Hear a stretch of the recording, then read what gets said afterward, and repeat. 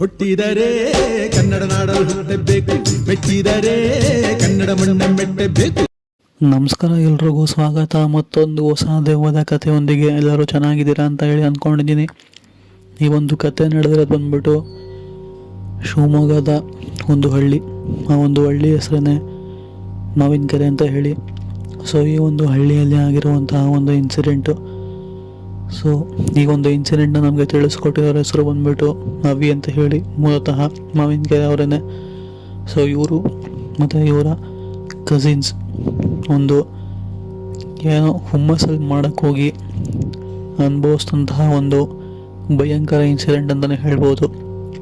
ಅದನ್ನು ಅವ್ರು ನಮ್ಮೊಟ್ಟಿಗೆ ಯಾವ ಥರ ತಿಳಿಸ್ಕೊಟ್ಟಿದ್ದಾರೋ ನಾನು ಕೂಡ ನಿಮಗೆ ಅದೇ ರೀತಿ ತಿಳಿಸ್ತಾ ಹೋಗ್ತೀನಿ, ಪೂರ್ತಿಯಾಗಿ ಕೇಳಿ. ಅವಿ ಅವರು ಮೂಲತಃ ಮಾವಿನಕೆರೆ ಅವರೇ. ಸೊ ಹೀಗೆ ರಜಾ ಇದ್ದಂತಹ ಕಾರಣ ಕಸಿನ್ಸ್ ಎಲ್ಲರೂ ಕೂಡ ಮನೆಗೆ ಬಂದಿರ್ತಾರೆ. ಸೊ ಅವಿಯವ್ರ ಜೊತೆಗೆ ಸುಮಾರು 4 ಜನ ಕಸಿನ್ಸ್ ಬಂದಿರೋಂಥ, ಟೋಟಲ್ 5 ಜನ. ಸೊ ಎಲ್ಲರೂ ಕೂಡ ಒಟ್ಟಿಗೆ ಮಾತಾಡಿಕೊಂಡು ಆಚೆ ಕಡೆ ಸುತ್ತಾಡ್ಕೊಂಬಂದು ಟೈಮ್ ಪಾಸ್ ಮಾಡಿಕೊಂಡು ಮನೆಗೆ ಬಂದು ಮಲಗ್ತಾರೆ. ರಜಾ ದಿನಗಳಲ್ಲಿದ್ದಂತಹ ಕಾರಣ, ಒಂದು ವಾರ ಇದ್ದಂತಹ ಕಾರಣ ಸರಿ ಅಂತ ಹೇಳಿ ಹೀಗೆ ಅವಿ ಅನ್ನೋರು ಆಗಿದ್ದಾಗಲಿ ಅಂತ ಹೇಳಿ ನಾವು ಯಾಕೆ ಒಂದು ಅಡ್ವೆಂಚರ್ ಮಾಡಬಾರ್ದು.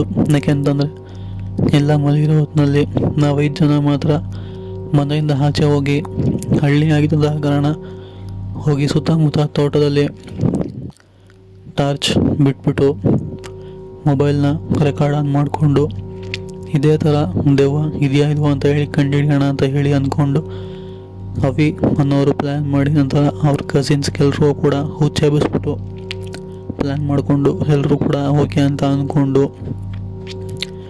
ಸರಿ ಅಂತ ಹೇಳಿ ಸುಮ್ಮನಾಗಿರ್ತಾರೆ.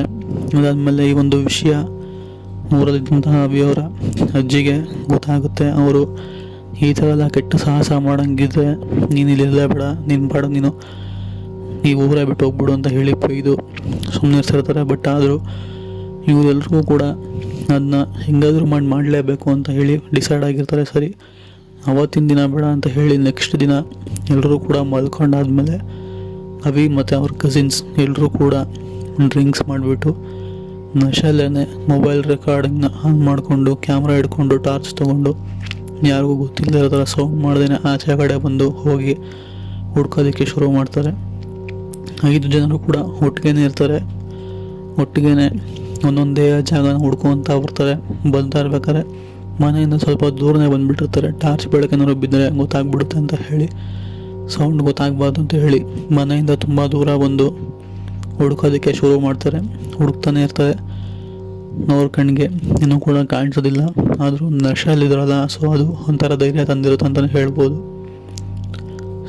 ತುಂಬಾ ಹುಡುಕ್ತಾ ತುಂಬ ದೂರ ಬಂದುಬಿಟ್ಟಿರ್ತಾರೆ. ಸರಿ ಅಂತ ಹೇಳಿ ಸಾಕು, ಇನ್ನು ಹುಡುಕಿದ್ದು ಇಲ್ಲೇನೂ ಇಲ್ಲ, ಇಂಥವೆಲ್ಲ ಏನೂ ಇರೋದಿಲ್ಲ ಅಂದ್ಕೊಂಡು ವಾಪಸ್ ಮನೆಗೆ ಹೋಗೋಣ ಬನ್ನಿ ಅಂತ ಹೇಳಿ ಕರ್ಕೊಂಡು ಬರಬೇಕಾದ್ರೆ ಅವರ ಅದೃಷ್ಟನೋ ದುರಾದೃಷ್ಟನೋ ಗೊತ್ತಿಲ್ಲ, ಅವರ ಕಣ್ಣ ಮುಂದೆನೇ ಒಂದು ಬಿಳಿ ಸ್ಯಾರಿ ಹುಟ್ಟಿರುವಂತಹ ಹೆಂಗಸು ಕಣ್ಮುಂದಲ್ಲೇ ನಡ್ಕೊಂಡು ಹೋಗಿರೋ ಥರ ಅವರಷ್ಟು ಜನಕ್ಕೂ ಕಾಣಿಸಿರುವಂಥದ್ದು.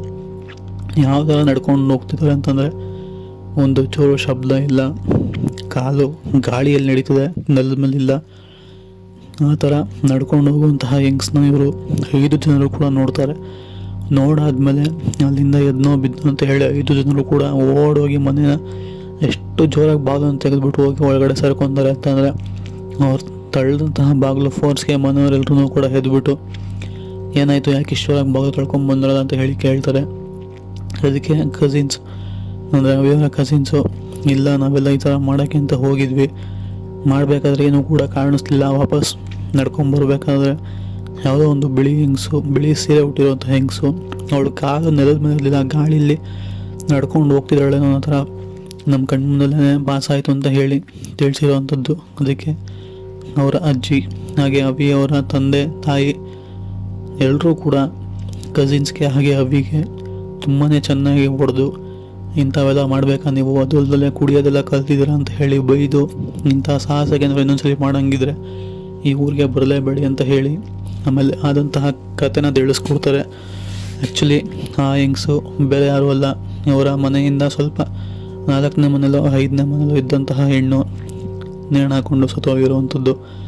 ಅವರ ದೇಹನ ತಗೊಂಡೋಗಿ ಒಂದು ಸ್ವಲ್ಪ ದೂರದಲ್ಲಿ ಮಣ್ಣು ಮಾಡಿ ಬಂದಿರುವಂಥದ್ದು. ಅವಳ ಆತ್ಮನೆ ನಿಮ್ಗೆಲ್ರಿಗೂ ಕೂಡ ಕಾಣಿಸಿರುವಂಥದ್ದು.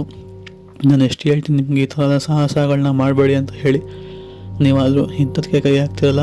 ನಿಮ್ಮ ಇನ್ನೊಂದ್ಸಲಿ ಈಗ ಒಂದು ಊರಿಗೇ ಬರಬೇಡಿ ಅಂತ ಹೇಳಿ ಅಲ್ಲಿಂದ ಅಷ್ಟು ಜನನೂ ಕೂಡ ಬೆಳಗ್ಗೆ ಎದ್ದು ದೇವಸ್ಥಾನಕ್ಕೆ ಕರ್ಕೊಂಡೋಗಿ ನೀರು ಹಾಕಿಸಿ ಅದೆಲ್ಲ ವಿಷಯಗಳನ್ನು ತಿಳಿಸ್ಕೊಟ್ಟು ನಂತರ ಅಲ್ಲಿಂದ ಕಸಿನ್ಸ್ನ ಹಾಗೆ ಹವಿಯವ್ರನ್ನ, ಅಂದರೆ ಹವಿಯವ್ರು ಅದೇ ಊರಾಗಿದ್ದಂಥ ಕಾರಣ ಅಲ್ಲೇ ಇರಿಸ್ಕೊಂಡು ಕಸಿನ್ಸ್ನ ಅವ್ರ ಮನೆಗೆ ಕಳಿಸ್ಬಿಡ್ತಾರೆ. ಅದೆಲ್ಲ ವಿಷಯನೂ ಕೂಡ ಅವ್ರ ಪೇರೆಂಟ್ಸ್ಗೂ ಕೂಡ ತಿಳಿಸ್ತಾರೆ. ಅದಾದಮೇಲೆ ಹವಿಯವರು ಮತ್ತಿನ್ಯಾವತ್ತೂ ಇಂಥ ಒಂದು ಘಟನೆಗೆ ಕೈ ಹಾಕೋದಕ್ಕೆ ಹೋಗಲ್ಲ ಅಂತ ಹೇಳಿ ಅಲ್ಲಿಂದ ಸುಮ್ಮನೆ ಆಗಿರುವಂಥದ್ದು. ಇದು ಆ್ಯಕ್ಚುಲಿ ಆಗಿರುವಂತಹ ಒಂದು ಸತ್ಯ ಘಟನೆ. ಹೋಪ್ ಕತೆ ಇಷ್ಟ ಆಗಿದೆ ಅಂತ ಅಂದ್ಕೊಂಡಿದ್ದೀನಿ. ಸಿಗೋಣ ಮತ್ತೊಂದು ಹೊಸ ದೇವದ ಕಥೆಯೊಂದಿಗೆ. ಅಲ್ಲಿವರೆಗೂ take care. Good bye friends.